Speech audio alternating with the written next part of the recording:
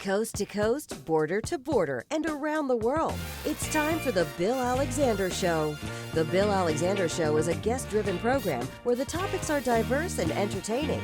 Laugh and learn while you listen to one of the best hours of online radio. Now, here's your host, Bill Alexander. Hi, everyone, and welcome to this edition of the Bill Alexander Show with yours truly, William Eric Alexander. All my friends call me Bill, and I'm so glad you're able to join us today, because today I have a treat for you and for me. A while back, we spoke to Donna Lauren. Actually, she was on my program. I was on her program, and we talked about her time on Batman, which she was a occasional guest appearance. But I have one of the original people on the program. Can't have Adam West. Unfortunately, he passed away a few years ago, but I have the boy wonder, Robin, Burt Ward. Burt, how you doing today? Hello, citizen. So it's so great to have you here. I love the backdrop behind you. If you can give me a little explanation of what that's from. Well, that's from our Batman movie that we shot during the first season. When we finished production of the first year, we shot a Batman movie, and this scene was actually on the Santa Barbara Pier in Santa Barbara, California. It was a beautiful beach area north of Los Angeles, and it was a rehearsal. We had, of course, our mask, and my mask was off, and Adam's cowl was off. And it was kind of a great shot, because there you got, I mean, that's it. That's the whole crew. And you could see what a gigantic crew it was. And we were rehearsing just before shooting and for the Batman movie. So how did they pick you for Robin? Well, there were a number of people that tried out for the role. I was told by the executive producer, they interviewed 1,100 young actors over a course of 18 months for the role. And the way I actually got the role is that I was assisting my father on weekends. He was a very prominent real estate broker in Beverly Hills, California. And I would sit on houses, they call it, where basically that when people on weekends go to shop for houses, there's somebody there that, you know, will show them around or answer questions or give them a brochure. And one of the people that came on that particular weekend, was a famous producer named Saul David. He had produced all the Von Ryan Express movies, Skullduggery, and Our Man Flint movies. And so I got talking to him, and I asked him kind of out of the blue, would you let me do a scene for you? And he said, well, okay. And I did a scene for him. He said, well, that's actually pretty good. Let me send you to an agent. I said, well, thank you. That's terrific. So he sent me to an agent the next week, and the agent was not quite as thrilled, said, I can't get work for the actors I've got. I would never take anybody new. And the only reason I would take you is because of this producer asking me to do it. I had to do it, but don't expect to work for at least a year. And if you do, you might get one sentence. So I said, okay. And then about a couple of weeks later, I got a phone call from someone in his office that said, there's something going on over 20th Century Fox. We have an appointment for you for tomorrow afternoon. And I said, oh, great. What's it about? Well, we don't know, but they're seeing a bunch of young guys. So why don't you go over there, and we've got your name on the list, and you can drive on the lot. And so I said, okay. So the next day I went, and I was directed to one of these bungalows. That's where it's interesting. They have bungalows instead of just, building offices. And I went in, and I was introduced to the casting director. He asked me a couple questions and said, would you like to meet the executive producer? I said, sure. Why not? I mean, I figured everybody got to meet the executive right. producer. You have to understand, this was my first interview. I had been studying acting for years, both professionally and at UCLA, but this was my first interview for a real job. So I didn't know what the protocol was. So of course I said, oh, yeah, I'm happy to meet him. But it's not that easy to get to meet the executive producer. But I didn't know. So they sent me to another building, and I went in, and I was introduced to William Dozier. And maybe because this was my first interview and I wasn't worried, I hadn't been turned down, I wasn't rejected, I just walked right in and said, "Hello, sir," and shook his hand real firmly. And he was like, "What?" He was caught off guard, because most actors, when they're going to meet an executive producer, the actors are a little intimidated by it. But Right. I was, and he looked at me for a minute. He says, "You're kind of big for this part." I said, "Well, sir, I promise you, I won't grow anymore." And he laughed. I mean, how are you going to stop growing, right? And he Right. said, "Would you like to do a screen test?" I said, "Sure." I mean, after all, I figured everybody got to do a screen test. Well, that's not true. It's actually very expensive for a studio to do a screen test, but I didn't know that. So Mhm. it was another couple of weeks that I got a call and said, "Okay, we'll come over to 20th Century Fox at this time." And so I went over, and they said, "We're going to have you read with another actor." I said, "That's fine." They handed me a single sheet of paper. On that sheet of paper, it had a couple of paragraphs. One paragraph had Dick at the top of it. The next one had Bruce, and then Dick and Bruce, typical dialogue, but nothing about Batman, nothing about Bruce Wayne or Dick Grayson. But in any event, so I got it, and I started looking. They said, "You're going to read the part of Dick." And I said, "Okay." And they said, "Well, let me introduce you to the actor that we're going to have you read with." So they took me over and introduced me to Adam West. And I sat down. I said, "Well, should we run some lines together?" He said, "Yeah, let's do that." And within 5 minutes, the two of us were laughing so hard. We just got along. I don't know what it is, a chemistry where people find another person just funny and entertaining, and we just got along great. And so we did our dialogue and on camera and everything. And again, it didn't say anything about Batman and Robin. So I thanked everybody. Thank you very much. And they said, "Wait a minute, where are you going?" I said, "Well, this is over, isn't it?" "No, no, no, no, no, no. Actually, we want you to go on the other side of that sound stage here. Go way over there. And we've got a trailer with a couple of wardrobe guys. They're going to help you get dressed. We have another scene for you to do." Okay.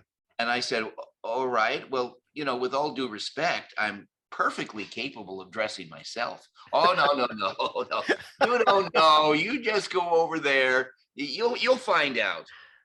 So I walked to the other end of the soundstage. Sure enough, there's a trailer, two wardrobe men there, and all this stuff is out on, looks like a giant mattress or something. It must have been 8 or 9 feet long, just this huge thing. And I said, "Am I going to put some of this on?" They said, "No, you're going to put all of it on." I said, "What?" And they got me dressed in the most uncomfortable thing, outfit, costume, whatever you want to call it, I had ever worn in my entire life. Everything itched or hurt or pinched. There was no peace whatsoever. But being a positive person after, and I could hardly walk in this, right? I was like, it was just so uncomfortable. And with the mask on, with the very small little things to look through, I had no peripheral vision and no vision down, looking down. I almost broke my neck coming out of the trailer. But I do remember thinking positive, and I turned to these two guys. I said, "Well, the good news here is that after probably another 15 or 20 minutes, I'll never have to wear this costume again." Right. Yeah, famous last words, right? So there I go to the set, and there is Adam West in this big cape and cowl. You see, where I lived, there wasn't Batman comic books. So I had never heard of Batman and Robin. I had no idea what it was. In fact, I thought this whole interview thing was like for some Shakespearean period piece or something. I had no idea. Interesting. Okay. And so then we did our stuff, and with the dialogue, and I mean, I could tell there was something strange about it, but again, there was nothing about a comic book. I had no idea who these characters were or whatever. And then I left, and for the next 6 weeks, I got phone calls maybe once a week or twice a week from someone at the studio, like in wardrobe, saying, "Oh, what's your shoe size?" "Oh, okay, 7.5. "Well, what's your hat size?" "Well, I don't know. I never wore a hat in my life." "Well, go get your head measured." "Well, okay, well, where do I go to get my head measured?" I mean, all these things that I had no idea. And finally, after 6 weeks, I got a call from these agents that were representing me, and they said, "Well, we want you to come on in. We're going to sign you. We're going to sign contracts." I said, "Great." I said, they didn't even sign an agreement with me, and now I'm officially going to be signed where I have my own agent. So I drove from the beach where I was living to West Los Angeles, and went in to see these agents. And they said, here, go in the room and sit down, and you have these documents to sign. I said, okay, fine. And I looked at this contract. It must have been an inch thick. And I said, wow, I didn't know agencies had these big, thick contracts like this. And I looked down and it said 20th Century Fox. And I called to the secretary. I said, no, I think there's a mistake here. These aren't my contracts. I'm supposed to be signing agency contracts. Right. You know? And they said, no, those are the right contracts for you to sign. And I said, what's that? And they said, well, you've got the part. I said, I do? They said, you mean you didn't know? I said, no. They said, you mean the studio didn't tell you? No. You know, and then finally, a few days later, when I went to the studio for, I guess, some more fittings and stuff like that, they said, well, how is that you didn't know? Didn't your agent tell you? I said, no. I said, nobody told me. So 4 of the last 6 weeks, I had the role without knowing about it. I'll be darned. Now, the program was only on from 1966 to 1968, and it was what, 120 episodes, something like that? Yes. And it is amazing that the program that was only on for 3 seasons became such an iconic piece of our culture, because when you say Batman, you say Robin, the first thing that goes into people's mind, especially my age, are you and Adam West, because that is what Batman was, because we were watching it in the 60s and then through reruns through the 70s and 80s, and it is still on in reruns. Did you ever think the program was going to turn into what it did?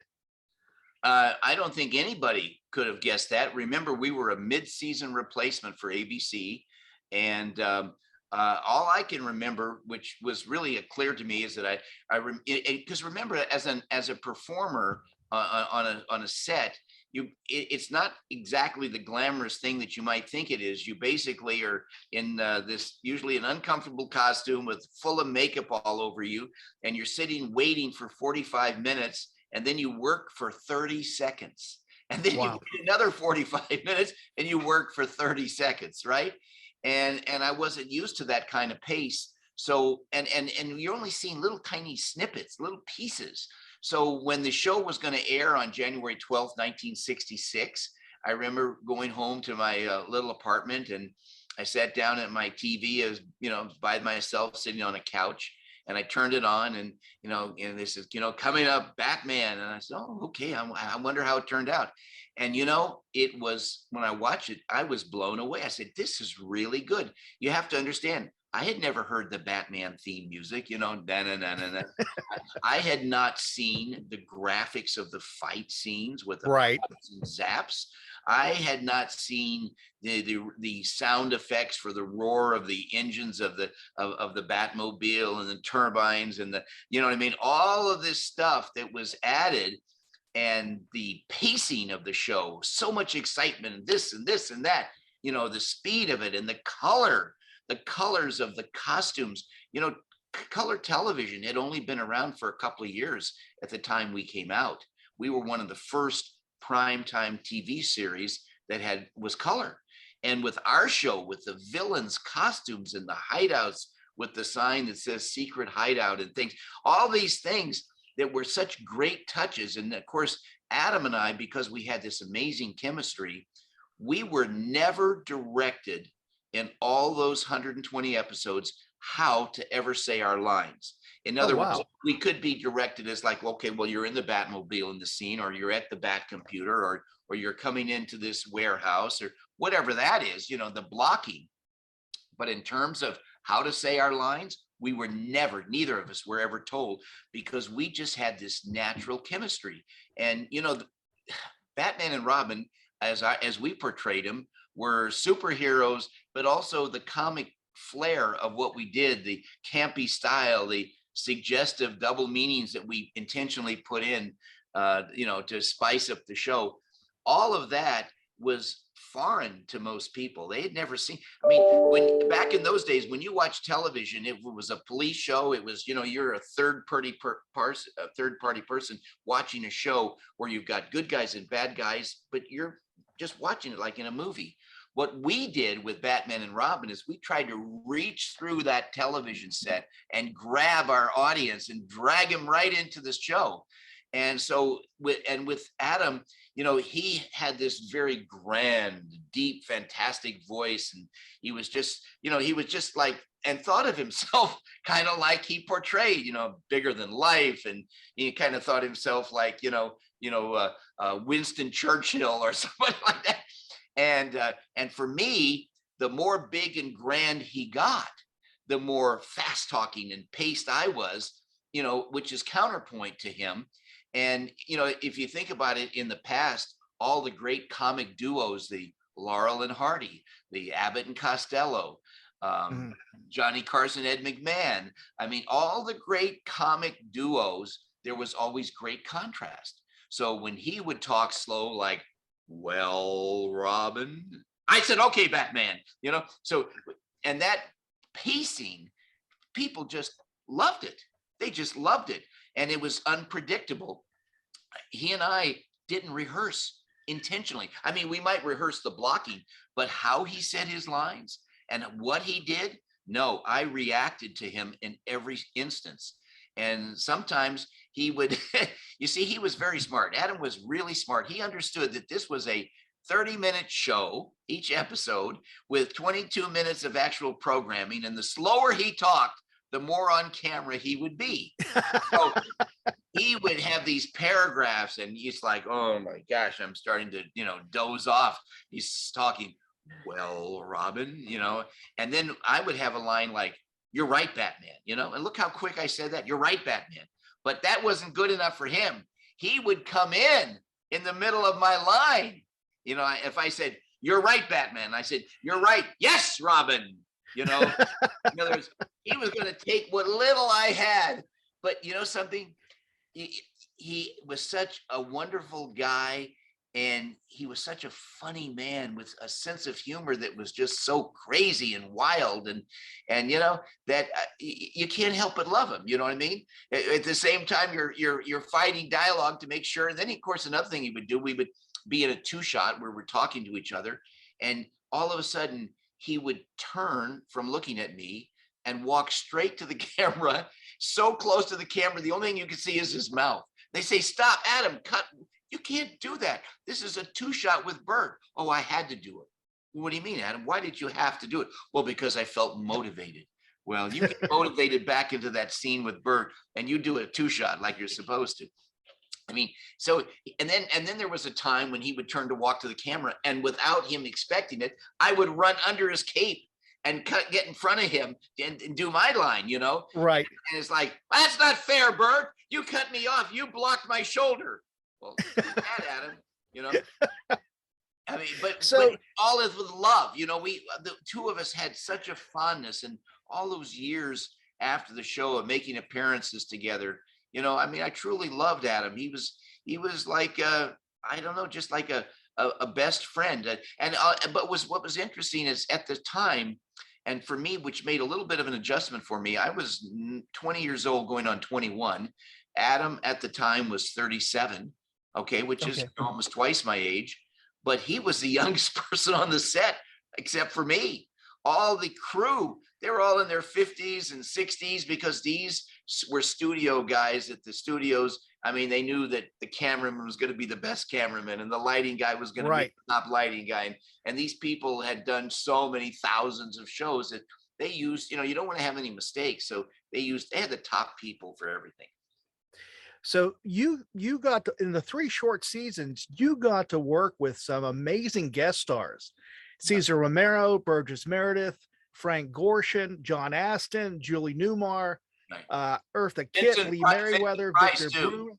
Yeah, what's that? Right, Vincent Price. Vincent Price. I mean, that had to be amazing for a young actor to be working with these individuals that were stepping outside of their normal comfort zone by playing these very campy villains. Right. And that must have been really interesting for you. Well, it was, I was a kid in a candy store. I mean, every one of these people, these stars, were people that I either watched on television growing up or went to the movies and saw them in a theater movie. I mean, I was thrilled to be with them. And they all loved their time on Batman because they were given an opportunity to make their villain bigger than life, just like Batman and Robin were bigger than life, and they were given freedom. They weren't locked into a, psychological drama or just some, silly, sitcom type of thing. They could be as big and broad and just dastardly as they wanted to be. And they all loved it, and their laughs and their giggles and their, each one had its own style, each performer. And they just loved it. In fact, our show was so big a hit. We're number 1 and number 2 in the entire world. We came on January 12th, 1966 with a 55 share. And what that meant is that in all of North America, including besides the United States, Canada, and Mexico, that 55% of all the television sets that were turned on in those 3 countries were watching Batman. And the other 45% were distributed among dozens of, maybe hundreds of local stations and some regional stations and the other 2 networks. I mean, they all got tiny little shares, and we were at 55, and just that is bigger than Super Bowl proportionately. Oh, yes. You know what I mean?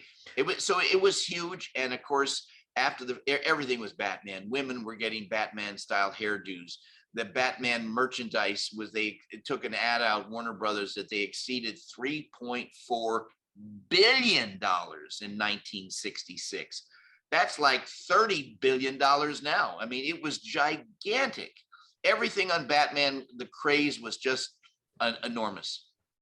So I read something the other day that Lyle Wagner actually tested for Batman, and then Adam West won the part. Right. What do you think would have been different if Lyle Wagner would have done the part? Well, a lot different. In fact, you can watch both Adam and my screen test and Lyle Wagner and another young guy named Peter Dial, their screen test is also on the internet. You can is it? Okay. Absolutely. And the difference is like night and day. Lyle Wagner, very immensely talented, but he played it straight. He didn't have that campy style that Adam and I had. And then Peter Dial was a young actor, and he didn't do, he did the best he could, but it wasn't the same. There wasn't this, when you put Adam and I together, and no matter what we were saying, if we were just talking and didn't have dialogue, in 20 seconds, people are laughing just because of how we related so intensely towards each other. You know what I mean? And it's very dramatic, the difference, very, very dramatic. And when Adam had a line, and the things he would say, the way he would say it, you never really knew, is he really serious about it?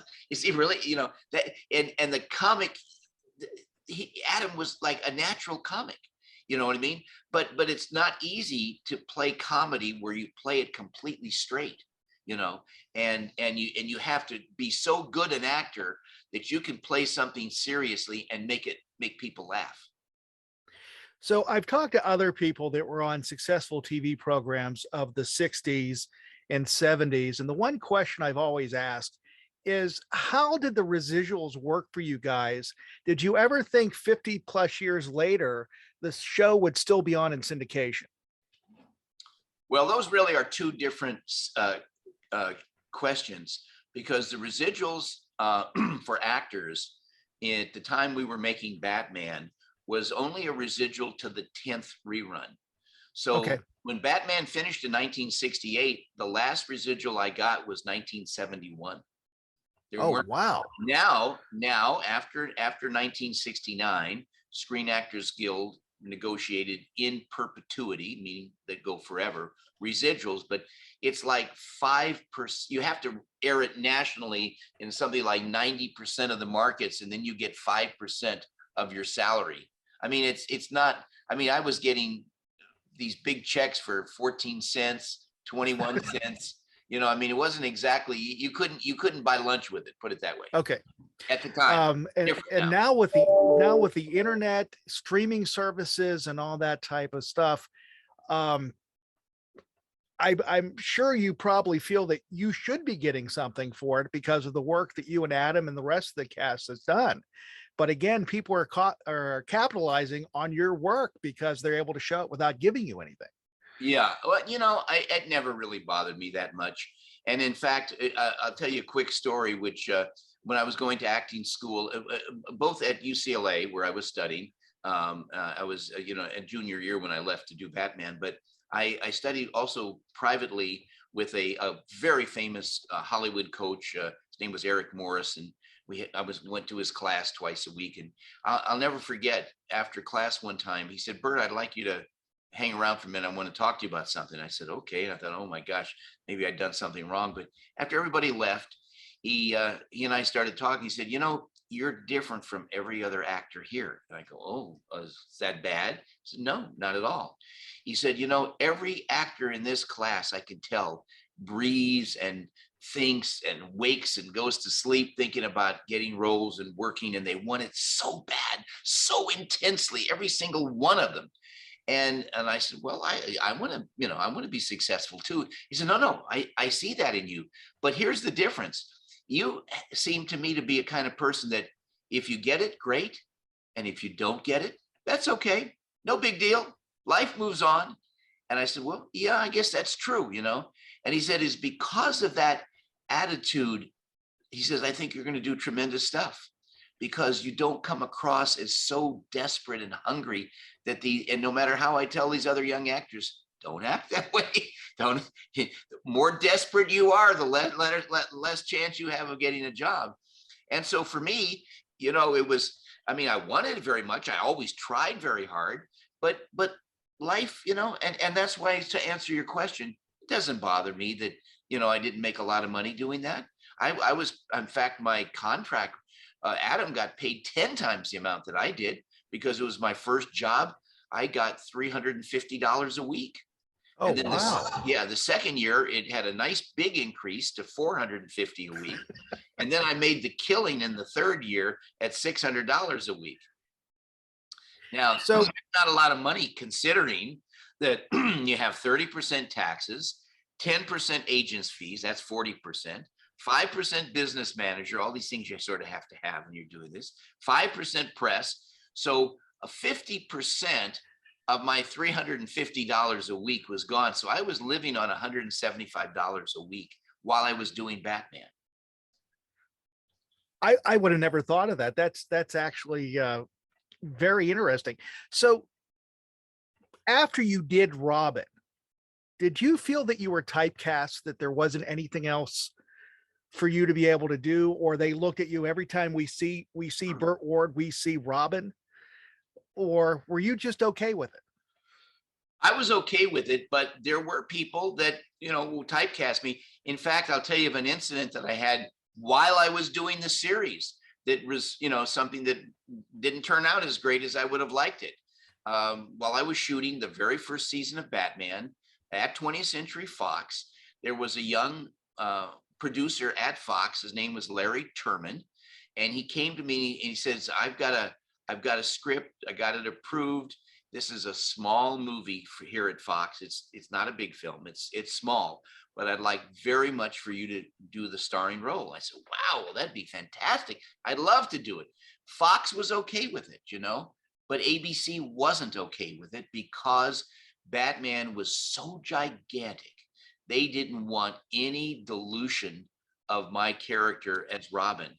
And so they wouldn't let me do it. And so I felt bad I didn't get the movie. By the way, the name of the movie was The Graduate, with Dustin Hoffman. They couldn't get me, so they got Dustin Hoffman. And you can imagine how successful that movie was, right? Oh, yes. Yeah. And for years, every time in Hollywood, there's certain restaurants people go to. Every 4 or 5 years, I would run into Larry Terman. He'd say, "Burt, I always wanted you for that role. I did everything I could." I said, "Larry, you don't have to say anything about it. I understand, and I would have loved to have done it." I said, "Dustin did a great job, but I would love to have done the role." And it would have been tremendous. But again, if you think about the role, and then you think about my character as Robin, Yeah, it could have been something that, I can't blame the network for wanting to protect the biggest show in their history as a network. In fact, ABC at the time was actually not a third network. It was a syndicated network. And what Batman and Bewitched, those two shows on ABC made ABC the third network. That's how big they were.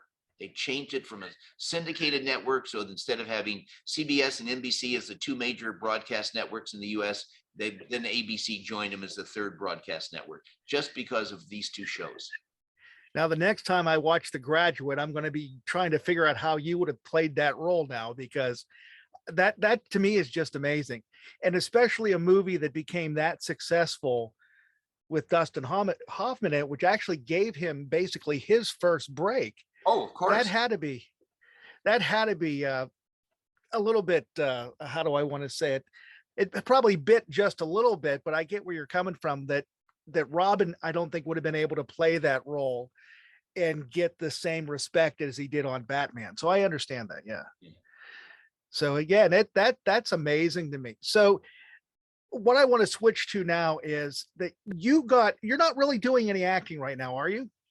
Actually, I am. I most recently did a spot on Supergirl that they had me on. I had a cameo on Supergirl, which was right before the commercial. It was a special scene that they wrote for me on this series that they had. Well, Warner Brothers has 5 shows on cable or television, and Right. this was this one situation, the clash on the infinite Earths, and so I did that, which was great. And then, of course, I got my star in Hollywood Boulevard. But actually, I'm going back into production now. My wife and I are very excited. We have our own production company. And we here where we live, we have beautiful surroundings. We have a beautiful estate, and we've just now built our own recording studio and animation studio. We're building our own soundstage, and we're going to be making television shows and movies that we're producing ourselves. And we're very excited about it. And I'm going to be acting in those. So I'm really looking forward to it. Oh, that's great to hear. I mean, that really is. One thing before I go in the direction that I was going into right now, when the Batman franchise started to make movies, Michael Keaton, Val Kilmer, all these guys and I know Adam West felt like he was Batman. No matter what you can say, we still go back to that idea of him being Batman, the same way we go back to Clayton Moore being the Long Ranger. Right. Did you guys feel ever slighted that you weren't asked to be in the films? I guess I could have, but and we wanted to. I mean, if you think about it for a minute, William Shatner and Leonard Nimoy with Star Trek, when that series ended, look at all the Star Trek movies that they did together. Yes, they were older, but who cared? Loved them more. They were more endeared to them because they were more fragile, more real, just totally. And I think Adam and I could have done a wonderful job. Now, the studio wanted to go in a different direction. When you make programming for theaters, you have a slightly different audience. The majority of people going to theaters are teenagers and college kids. And then there's a certain senior audience. And then now with some of the animated movies, it brings in the kids. But for the most part, at the time, theaters were date night things and, stuff like that. So they wanted a darker version of Batman. They wanted a serious version of Batman. And they felt, from what I understand, that, our comic presentation was just so strong that they might not be able to convey or convince an audience that, we were dark and dangerous. Right. The Dark Knight was a novel that was written by Frank Miller that really kind of started. But I will tell you one thing. If you think about it, you really think that all these superhero movies that you see on, in which are doing tremendous business, I don't think they would have been around if Batman and Robin hadn't paved the way for comic book, with our comic book rendition. And another thing, there's something that I want to mention to you, that Adam and I, we created something that is used in all movies today. And it might be subtle, but let me tell you what it is. We would, in the midst of the most dangerous situation, we would have some kind of comic levity. So like, for example, Adam and I are Batman and Robin in a warehouse, and we're looking for the Joker, and all of a sudden drop down from above are like 8 giant guys, henchmen, ready to fight us. And I said, gosh, Batman, look at them. There's 8 of them against 2 of us. Odds in our favor, right? Because there was only 8. Right. And if you look now, think of all the movies. Every movie, right in the middle of the most dangerous stuff, there's a quick thing, like even in Bad Boys, where they're talking, say, if I ever get out of this, I'm not coming to your house. I mean, Right. There's a comic relief in the middle of the most dangerous situation.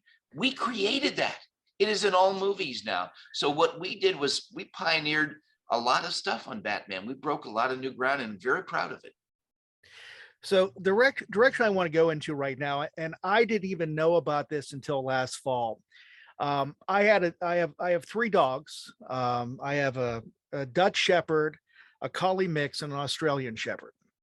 And the Dutch Shepherd was not himself. We didn't know what it was. Took him to the vet. The vet really couldn't figure it out.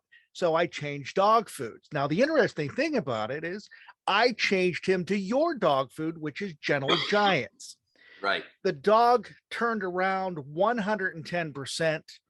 He's 4 years old. He was acting like a puppy again. He had the energy. He had all this. And I'm going, wait a minute.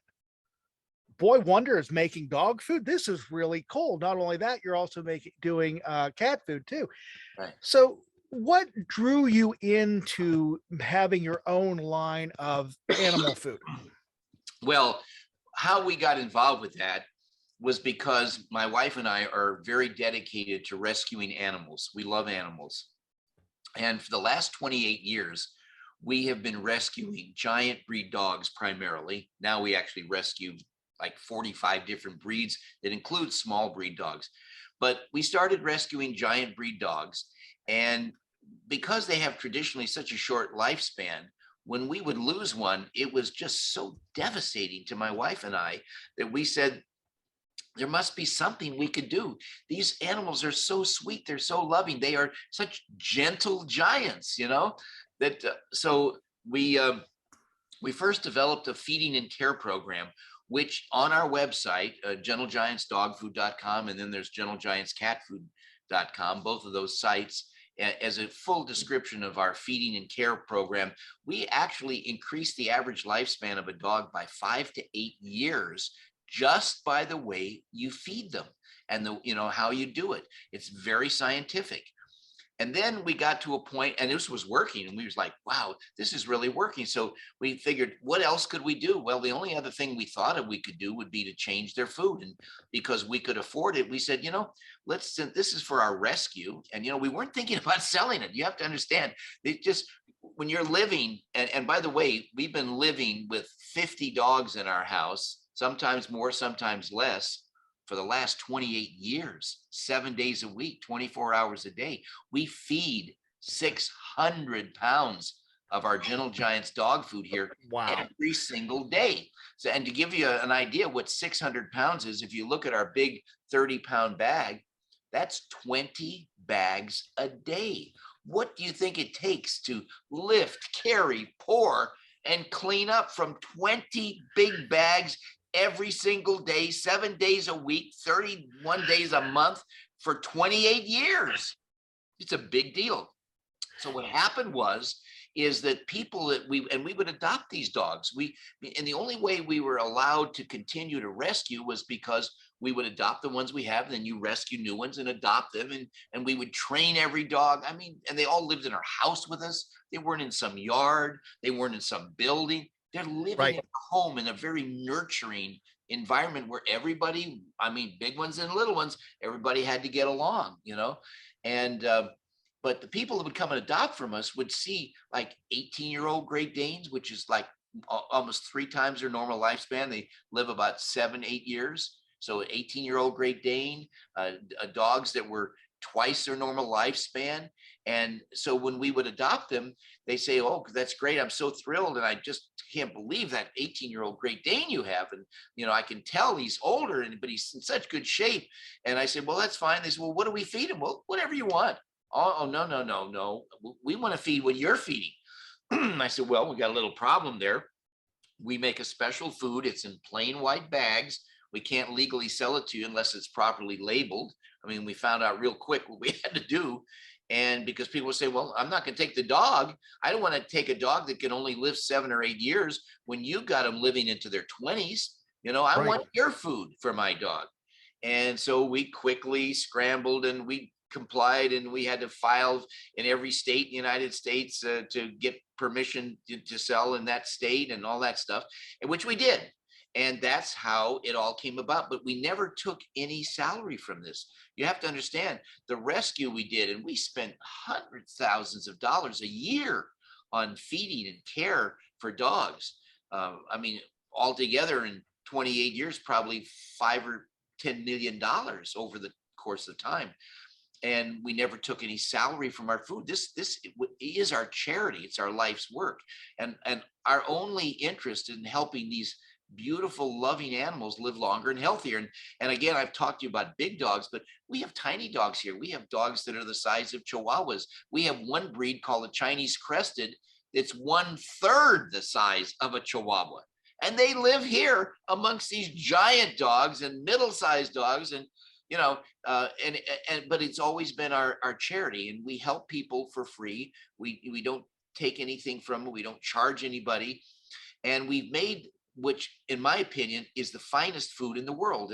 And the way I make that statement on the basis of the fact that how long we have dogs living, because people all the time come to me and say, well, I heard about this food and this one's so great. And I said, really? Well, the next time somebody tells you that they have a wonderful or a dog food that is so wonderful or so great, just ask them one question. And they say, oh, well, what's that? Just ask them to show you photos and videos of how long these dogs are living eating this food that they think is so great. And guess what? We're the only ones, to my knowledge, in the world that have dogs living as long as 27.5 years, cats living up to 32 years. Nobody's done this. And people say, well, I mean, I look at your ingredients, they look like the same ingredients of other food. I said, no, they're actually a little bit different. And let me go ahead and tell you two gigantic things as to why dogs eating our food can live so long, and not just living long. They are so healthy. We don't have illness here. I mean, zero illness. Our dogs are so healthy. The only time they go to a veterinarian is every 3 years for a $15 rabies update. That's all. No illness. And let me tell you something, all you need is one good vet bill. Let me tell you, vets have become like human doctors. The expense is astronomical, but we're not spending money. We spent a tremendous amount on vet bills when we first started because the dogs were coming to us in every god-awful condition you can imagine.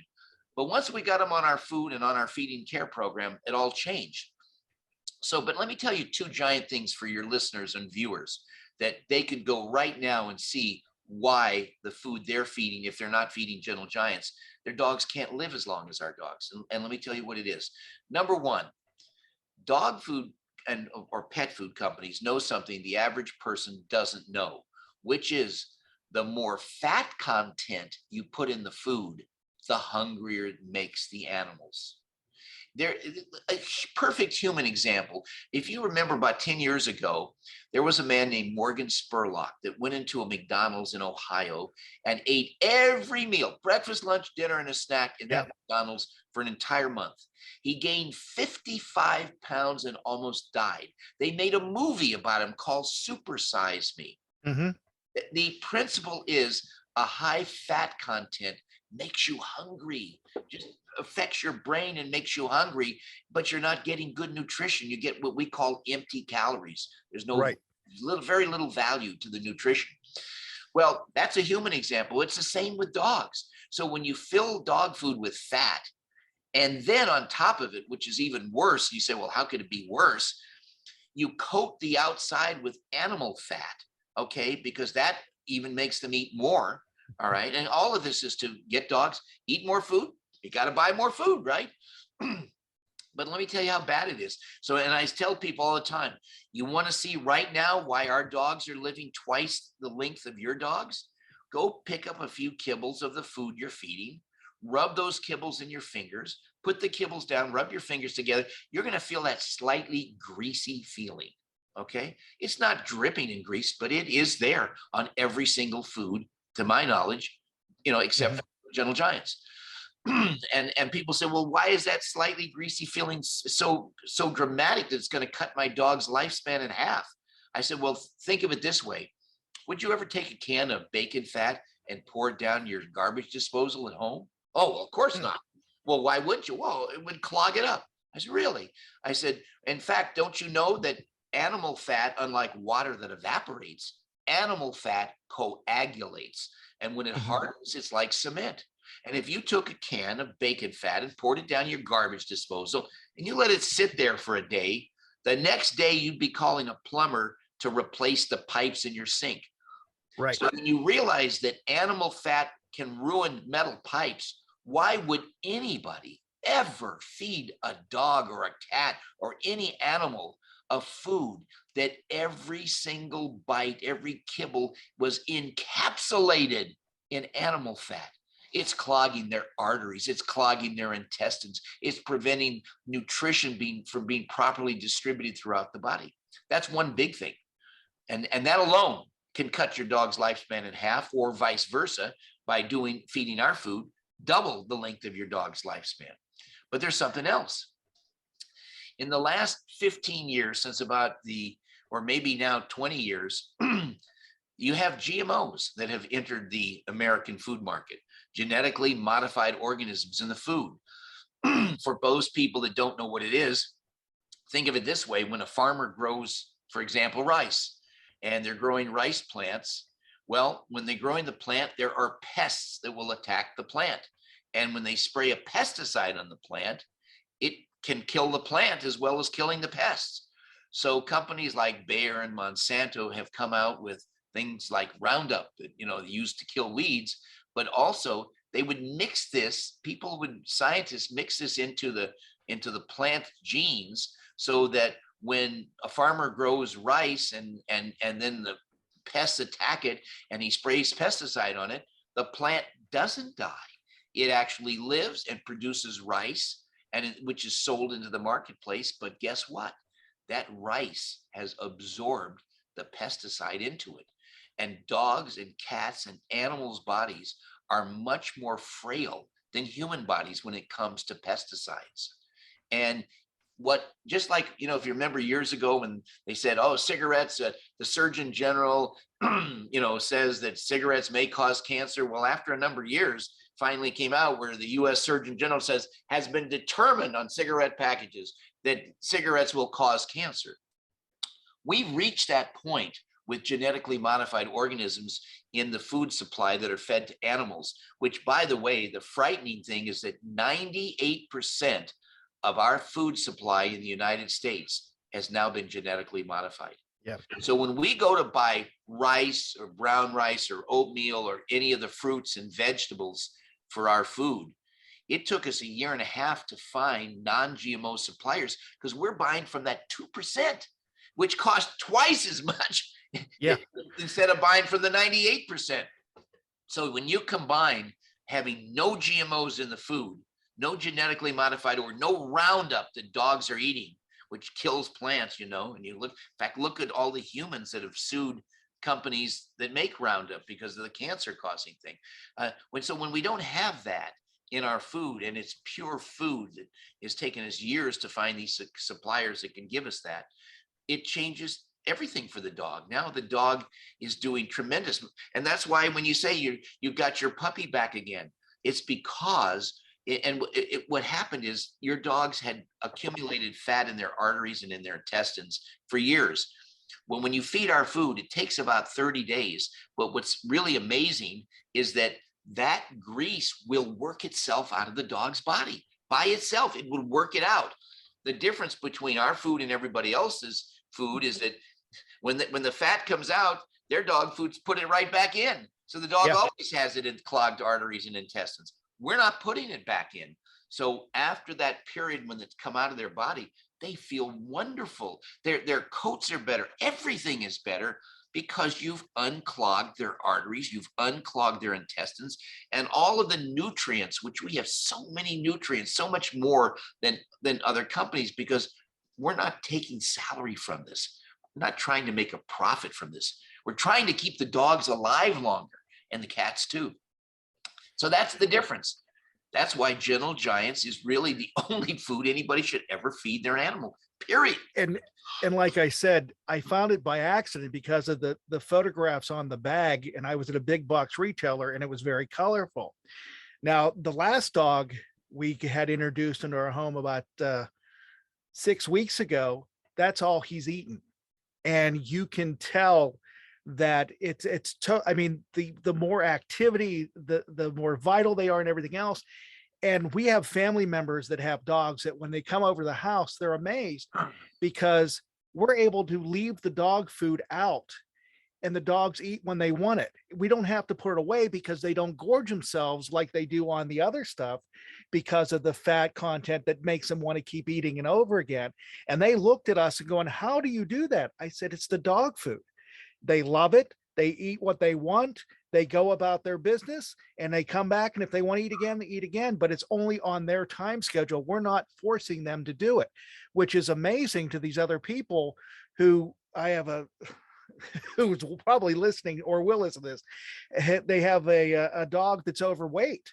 And it's because, like I told him, I said, it's your food that it is, because you're giving him what's recommended. But for him right now, he just keeps pounding on those or gaining those pounds. And you need to do something to start reducing it. And I've tried to convince them to use this, and maybe listening to you will finally make them understand that this is the best dog food they can possibly buy. Yeah, and there's some other things too that are really sophisticated about our food.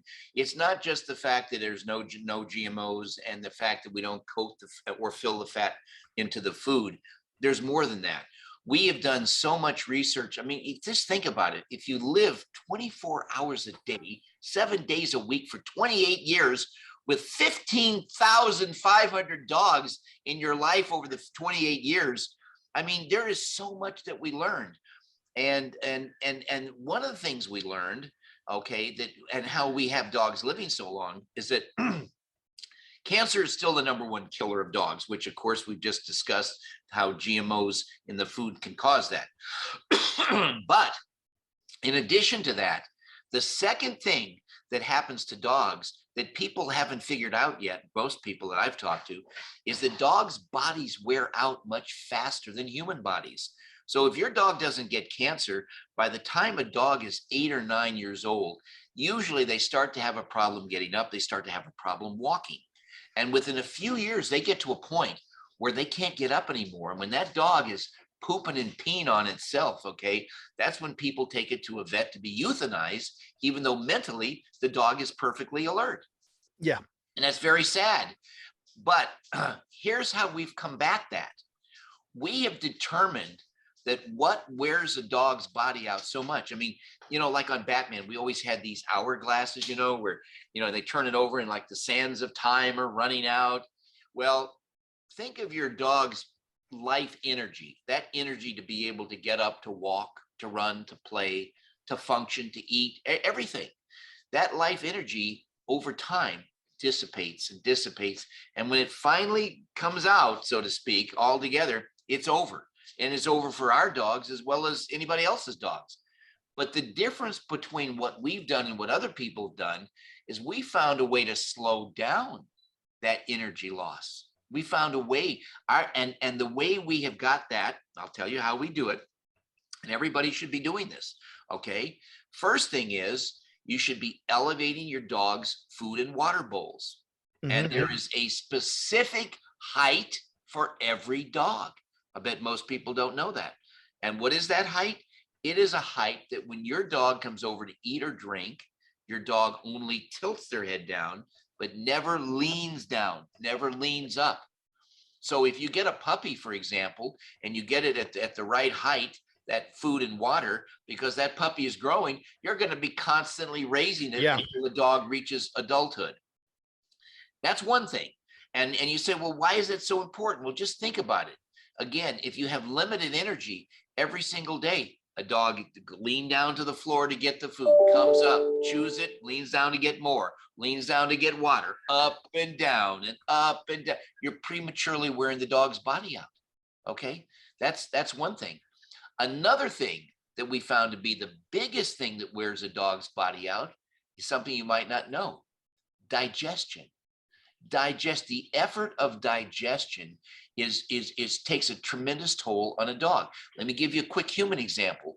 In your life, and as in most people's life, haven't you ever at some point gone out and maybe you ate too much, you came home and you literally had to lie down to digest your food? You know, that happens to people. Okay, well, when you only feed a dog once or twice a day, you are making that dog's body going through that massive digestive effort. And it's prematurely, every day is going through that effort, and it's wearing them out. We feed our dogs a minimum of 5 or more times a day, smaller, more frequent meals, less on the stomach to digest. And then there is one thing that I do want to give you a suggestion that modifies what you're doing. We do feed our dogs many times a day. Sometimes in our case, when they go out, every time they go out, they can have access to food if they want. But we don't leave it out completely, and I'll tell you why. There is a very deadly condition called bloat and torsion that kills up to 10% of the dogs in America every year. That condition is caused by food on the stomach combined with stress or exercise. Kind of think of it like when you were a kid and your mom or dad said, don't go in the swimming pool for 30 minutes after you eat. That famous phrase. Why were you told that?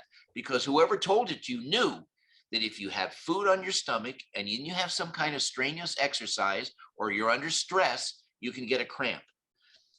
A human is much better designed than a dog. A human that gets a cramp can go lie down, and in 30 minutes, 40 minutes, they're fine, but not a dog. Once a dog starts to cramp, their stomach is so poorly attached in their body, the stomach can flip over. And when it flips over, and it's very easy for it to happen, that immediately shuts out everything going in and out of the stomach, and the stomach immediately begins to die. And you've only got 35 to 45 minutes to get that animal to an animal surgical clinic, an emergency clinic or specialty clinic. Most veterinarians can't do this operation. This is like open heart surgery. And I like to use the example, God forbid, if you had to have open heart surgery, you wouldn't go to your family MD. You'd go to a cardiologist. You'd go to an expert because, it's such a major operation. This is very similar. And there's only certain places that can do this operation. And you're better to avoid the problem in the first place. So we explain to people how to avoid this deadly condition. And as an example, what can happen? Somebody comes to your front door and all of a sudden the dogs are barking, rah, rah, rah, rah, rah, rah, rah. And then they calm down, whoever was left or came in or whatever. And then you go feed your dogs, but your dogs got worked up and your dogs can die from that. So here's how we avoid this deadly condition. Number one, only feed your animals when your dogs or cats are in a relaxed state. In other words, when there's been no stress, they haven't been riding in a car, they haven't been running or playing hard, they haven't barking or gotten upset. When they're at peace, that's when you feed them, number one. Number two, the atmosphere that would you feed your dogs has to be peaceful. No loud television, no loud machinery, no screaming kids. Peace and quiet. Number three, must elevate the food and water dishes as I've described. So they come over and simply tilt their head to eat or drink. Number four, no exercise, including no walking on a leash for at least 1 hour before and after eating. Walking on a leash is very hard on a dog's body. People say, why is that? Because a dog is used to be able to go the direction it wants, turn where it wants, stop when it wants, but not when you're on a leash. The dog has to stop when you stop. They don't know what you're going to do next. So they're always on guard. That's stressful to them. And the next one is no riding in a car for at least an hour, hour and a half before and after eating. And then the very last one is to feed your dogs a minimum of 5 or more times a day, smaller, more frequent meals. And if you think about it, understanding that food on the stomach combined with stress or exercise is what causes this deadly condition, by having less food on a dog's stomach at any given moment is less likely for the dog to bloat. This is how we do it. And of the, let's see, 15,500 dogs that we've had here. Actually, we stopped counting 5 years ago. So it's probably close to 17,000. But whatever, not one ever bloated or died in our care. Never once, not one out of all of those. So we know exactly what causes, we know how to avoid it. And this is a horrible thing that's killing up to 10% of dogs in America every single year. And since there's 80 million dogs in the United States, you're talking about up to 8 million animals a year are dying unnecessarily because the people don't know how to properly feed them and care for them. And I really appreciate that, because I never knew that until just now. And I'm sure that everybody watching or listening also didn't know that. So that's a big helpful tip. And trust me, as of this afternoon, the dog's feeding schedule is going to change. So yeah, I'm going to take care of that. But yeah, again, and that's another thing also. People say, well, I feed my dog every day at 5 o'clock. I said, well, don't do that. They said, well, why is that? I said, because life is imperfect. And sooner or later, you're going to be stuck in traffic, or you have to go someplace. And if 5 o'clock comes and you're not fed that dog, your dog's internal clock is going to go off and say, where's my food? Where's my food? That's going to be put them under stress. Stress kills. So what do? We feed purposely at different times. You see what I mean? And then therefore, and there are some people that say, yeah, but if I put the food out, my dog won't eat it every time. I said, well, he doesn't have to. He or she has to understand that they can have food when they want it. You know, it's just like as humans, we can all day long, if we're in our home, we can walk past our refrigerator without eating every single time we go past it. Well, when the dog understands that he doesn't have to worry about food, that he's going to basically have it whenever he wants, he's not going to be panicking to eat it. Well, Burt, thank you very much. It was great talking to you about Batman, and thanks for the information about the dog food. My dogs love it. And again, I'd love to have you back in the program once you get your own movies and TV programs up and running, so we can talk about what you have coming up in the works. And again, thank you very much. It was an honor to be able to talk to you today. Well, I would like to just add one thing for those of your listeners or viewers that want to know where they can get Gentle Giants. They can go to Target stores, and there's like, I don't think 1,600 Target stores throughout the country, and I think we're in about 80% of those. And in addition to that, online, these online companies like Chewy.com, Petco.com, PetSmart.com, TractorSupply.com, GentleGiantsDogFood.com, and Target.com all have it online, and some of them have it with free next day delivery. So it's very easy to get our food, and just expect that you're going to, after 30 days, going to be you'll see a difference. Different dog. No question about that. And we get ours delivered every 3 weeks by Chewy. So that's, it's here, it's ready. And again, if anybody has any questions about what it can do to change a dog, call me, because we are a great example of how it changed our dog's life. So again, Burt, thank you very much. I'd love to have you back on the program when anything else new comes along. And again, thank you for spending time with me today. Well, I'd just like to say what we said on Batman. To the Batmobile! Well, thank you very much. You have a great day. Thank you. Take care. Hey, a big thank you goes out to Burt Ward for joining me today. What a blast that was. Really enjoyed talking about his career and his time on the TV series Batman, and also talking about his animal food, especially the dog food, Gentle Giants. And if you need any more information about that, go to his website, GentleGiantsDogFood.com, and you can find out more information. And trust me, it works wonderful. My 3 dogs have never been happier. So again, thank you very much, Burt. Thank you everybody for watching, and we'll talk to you next time here on the Bill Alexander Show. You guys have a great day. Thank you for listening to The Bill Alexander Show. The Bill Alexander Show is a $1 Million Baby production. For more information, go to thebillalexandershow.com.